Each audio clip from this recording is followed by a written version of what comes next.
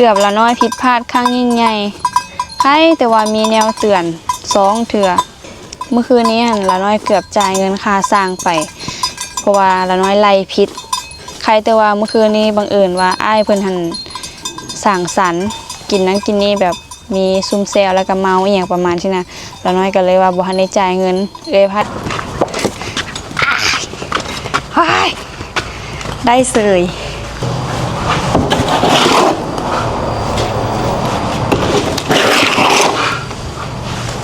เลยก็ได้สีฟ้าพอดีใส่อันฝาเฮือนนี้เอาสีฟ้าอ่อนมาใส่พอดีเข้ากันเลยอันเหตุตกเลย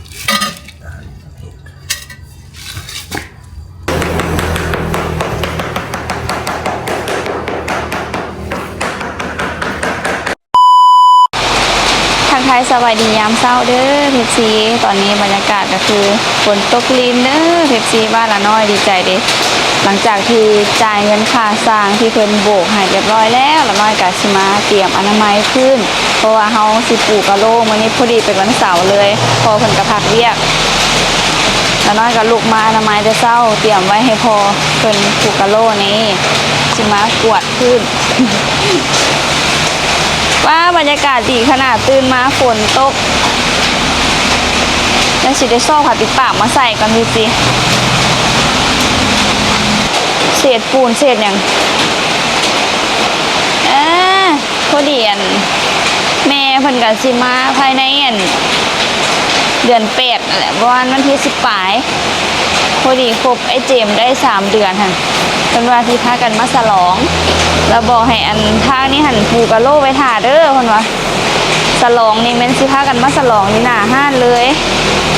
ผูกกะโลอนามัยดีๆไว้ถ่าไอ้เจมเด้อท่าน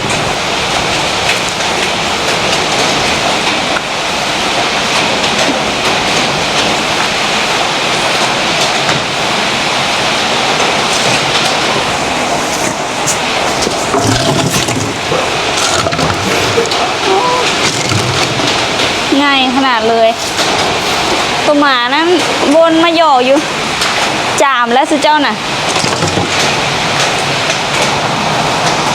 ขนาดเสื้อผ้าปิดป่ายังงั้นนั้นยังเข่าดังฝนตกลินไอตู่มันโทรมาถามแต่เศร้าคุณตั้งแต่5 โมงยังได้ทางนั้นฝนตกบ่คนวะทางนี้หันตกบางแห้งเลยคนวะอยู่ทงกลางตกแห้งบ้านละน้อยกะเพราะแข้งเปียกเนาะตอนช่วงนี้เขาพอได้ตื่นกันอาจจะตกแห้งอยู่เพราะว่าเบิ่งอันนี้คลื่นนี่นะหลังจากที่ละน้อยตื่นมานี่เปียกช่วงประมาณ3 โมง 4 โมงพอได้ตื่นอาจจะอันนั้นอยู่อาจจะตกแห้งอยู่ดอกโซนนั้นเขาสะบัดพอได้ตื่นเศษปูนเฮียอยู่ในบักกะหลายเลย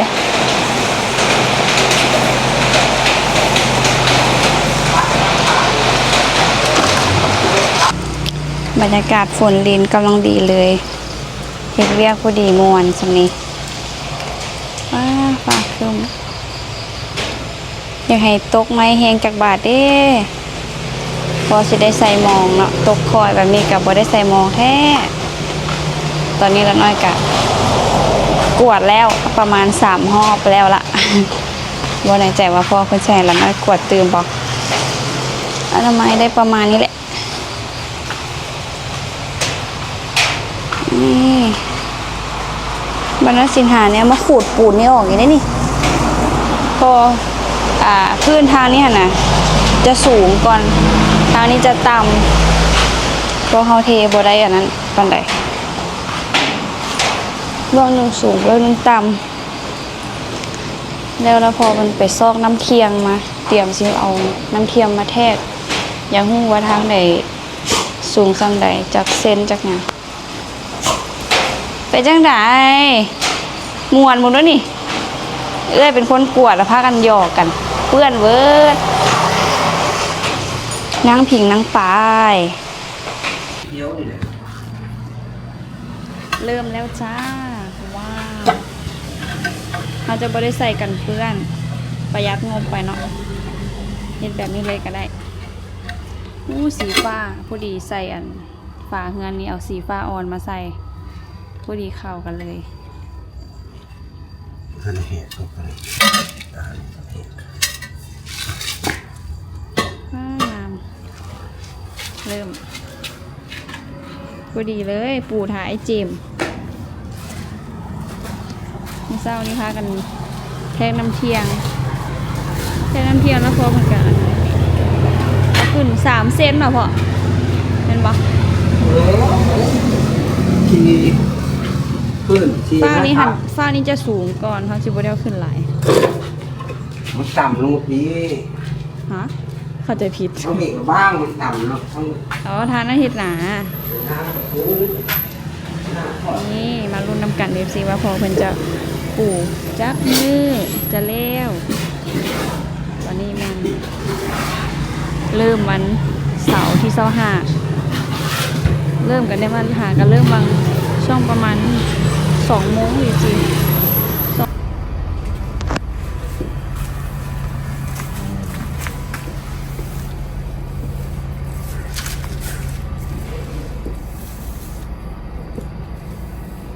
ไอ้สอนว่าอันเจ้าฮ้อนว่าขี้ทรายในบ่ติ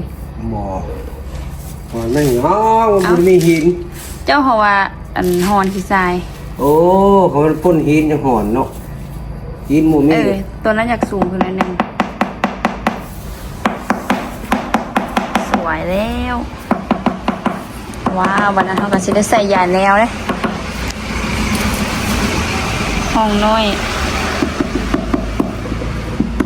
บ่ใส่กันเปื้อนก็งามอีกแบบนะบัดเฮาก็ทาสีพอดีทาสีฟ้าก็งามแล้วนี่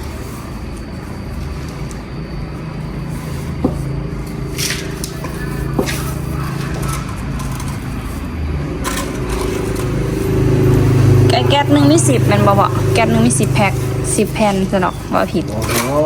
มันอะไรเม็ดเนาะหมายถึงแก๊สนึงมันก็ว่าเป็นเม็ดแก๊สละแก๊สแผ่นใหญ่มันก็น้อยแผ่นน้อยมันก็อ๋อยิ่งใช้เนื้อทีอ๋อคิดว่ามันมี10ตัวนี้มี5 4 5อ๋อแก๊ส5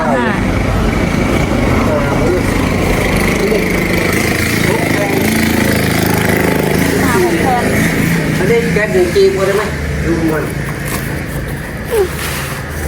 ความว่าอยากหูในละน้อย40เนาะ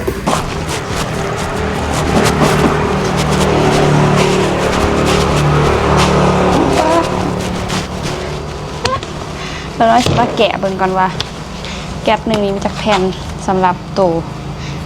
80แม่น40เลยเนาะนั่นล่ะจะมาลองพิสูจน์เพราะว่ามี5 2 4พอจะว่าจากอันก็นะว่าไม่แม่ให้เดาพิษมีทั้งเบิด6 แผ่นนี่2 4 6หรือว่าแก๊สนี่พิเศษวะมี6นี่เด้แกะเลยตอนนี้เราน้อยหามมาแล้วได้มาครบละคิดว่าเจ้าบ้านได้ไปเอากระโหลกมื้อนั้นอันไปซื้อปูนแล้วไปถามเพิ่นเอาแล้วมาเอาละเด้เพิ่นว่าว้าวว้ายแยงกระโหลกเด้สวยรู้สึกว่างามกว่าตัวปู่อยู่ในเฮือนอีกเลยสวยมากแยงแล้วแยงอีกนี่มี6 แผ่น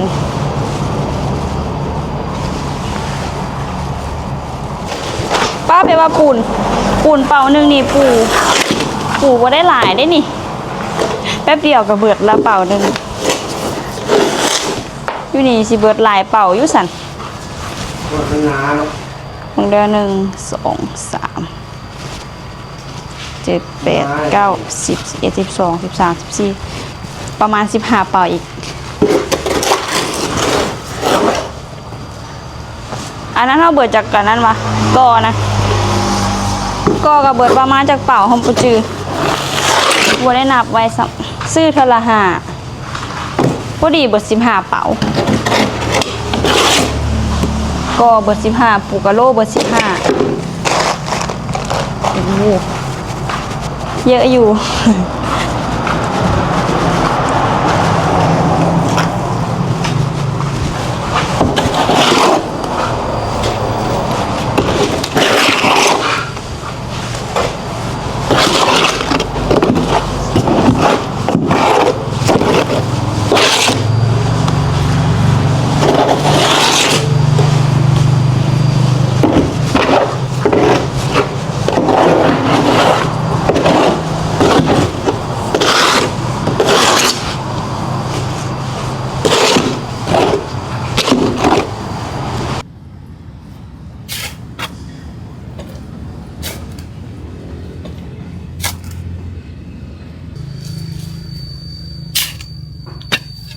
ทรายซื้อมารถหนึ่งนี่ใกล้สิเบิดแล้วเนี่ย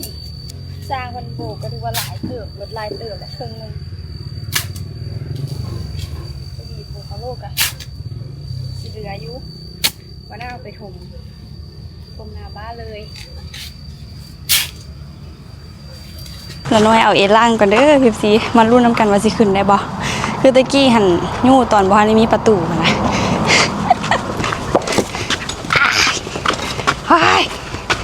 ได้เสยถอดเลยเหรอพ่อกับประมาณ2เอาเต็มก็ได้ได้หนัก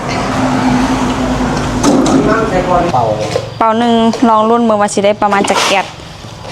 ป่นทรายนะแมนบ่เครื่องหวานหรือว่าทราย2 รอบทราย2 รอบปูนเป่าหนึ่งทุงลงละรอบ1 2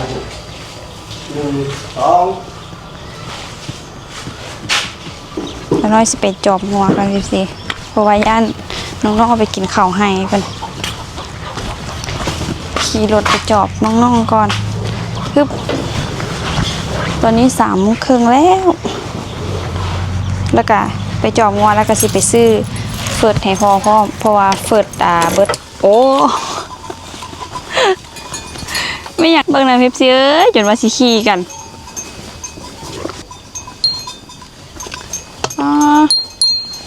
ตัวนี้ก็คือจะเป็นงัวอ้ายพี่ซี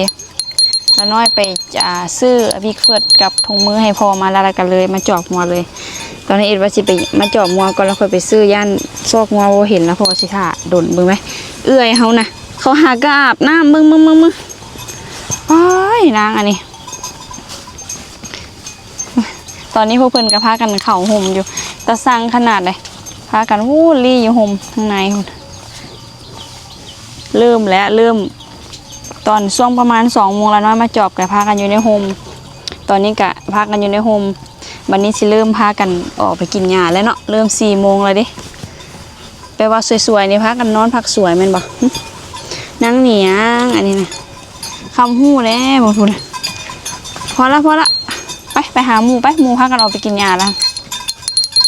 อย่าเข้ากล้องน้ำปั่นอามี่เนาะอันนี้งัวอามี่ได้นี่นะเห็นบ่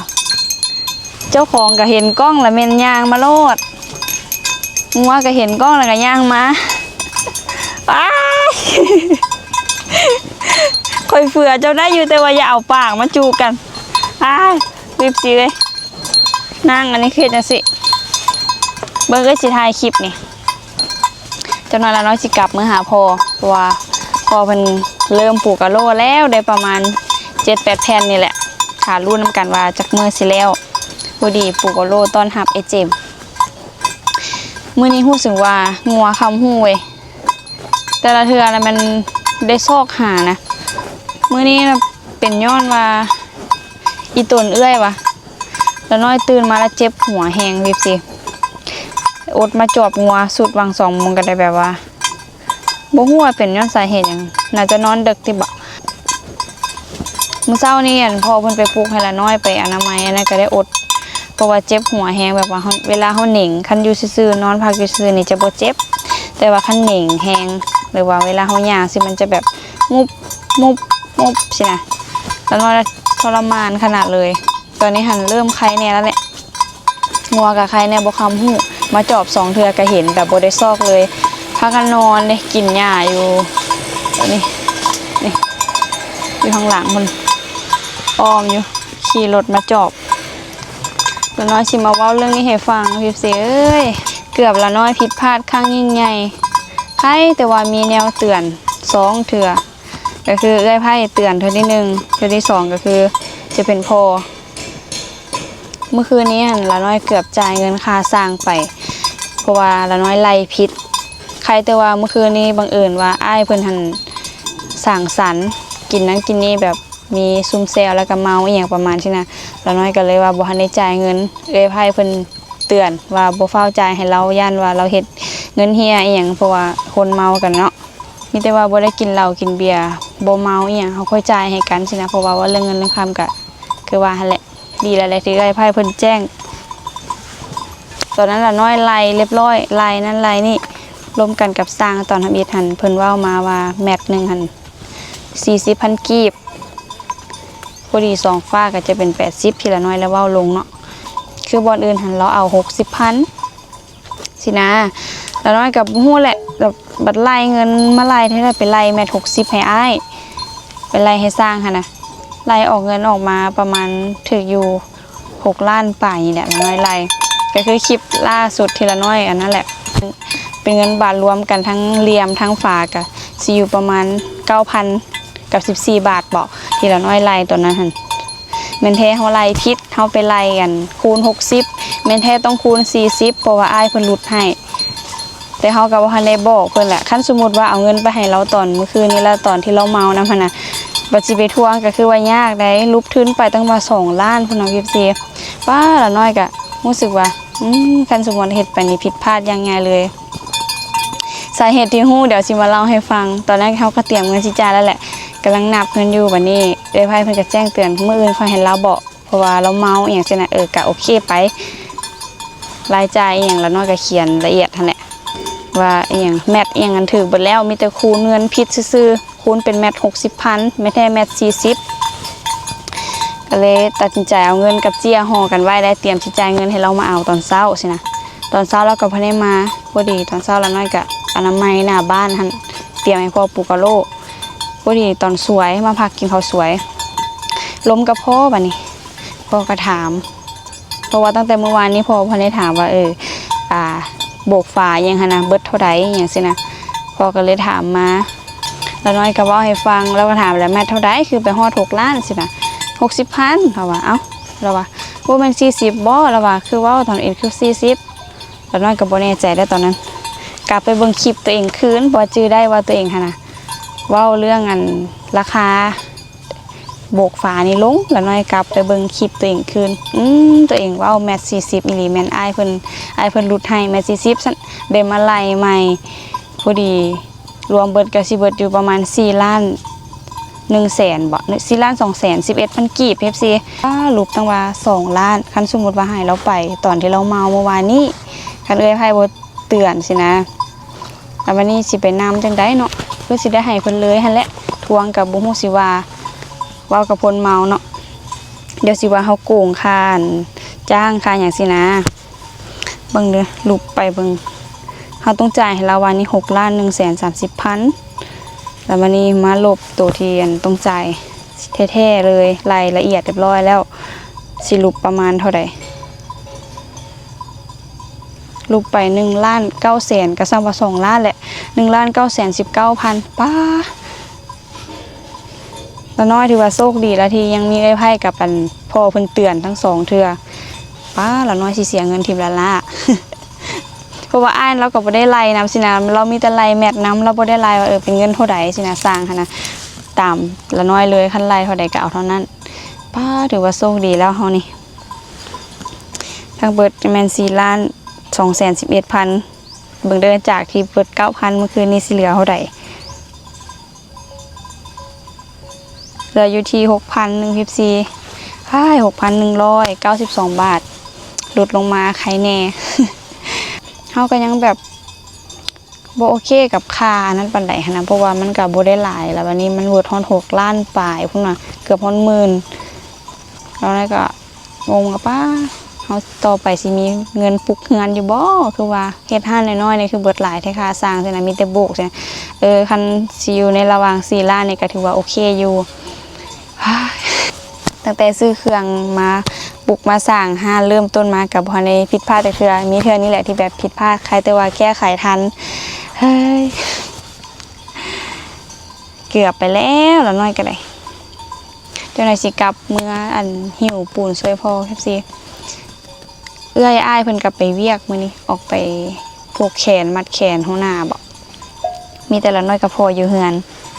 นี่มาจอบมัวแล้วก็มานั่งบรรยากาศพอดีตอนนี้ว่าสินางเล่าเรื่องนี้ให้พีเอฟซีฟังอยู่เฮือนแหละพอซะแบบ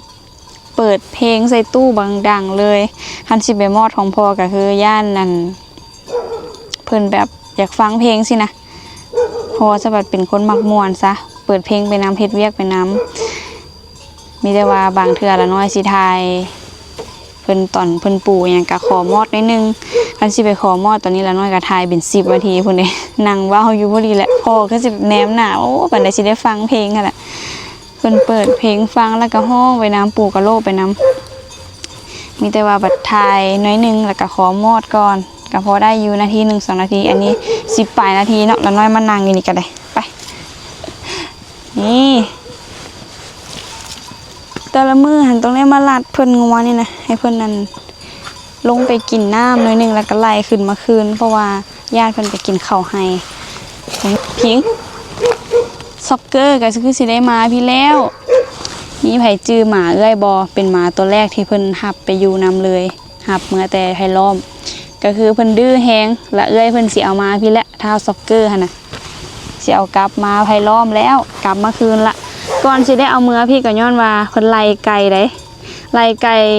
ขาไก่สินะไล่ไก่กัดไก่สินะเมื่อพุ่นกะอันปีนเข้าเฮือนก็ขันอยู่บอนที่อ้ายเคยเพิ่นเฮ็ดต้นไม้ปลูกต้นไม้สิกับปีนเข้าแล้วบัดนี้ไก่ฟากหัวเฮือนทางข้างหันเพิ่นบินมาแล้วเพิ่นกัดไก่อีกจำเป็นต้องได้เอามาพี่อยู่พุ่นมันกะเนื้อที่มันบ่กว้างปานใดหั่นน่ะก็คือเอามาพี่กะสิไข่แน่เพิ่นมีบอนลิ้นบอนหยังเพิ่นก็สิบ่ดื้อหลายลองมึงดูบางทีใหญ่แล้วก็สิไข่แน่คือตะกี้ตอนนี้พี่กะยังน้อยเด้ไล่กัดไก่นี่แหละพ่อของนางผิงนี่แหละเท้าซ็อกเกอร์นะ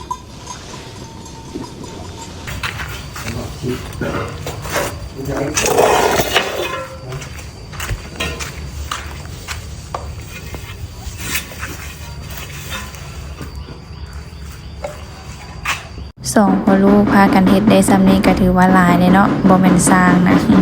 เฮ็ดแบบสร้างจำเป็นเนาะพอเป็นสร้างใหญ่ละน้อยก็เป็นลูกมือเฮ็ดแบบหิวปูนหิวทรายเดกะโลอีหยังให้พอประมาณนี้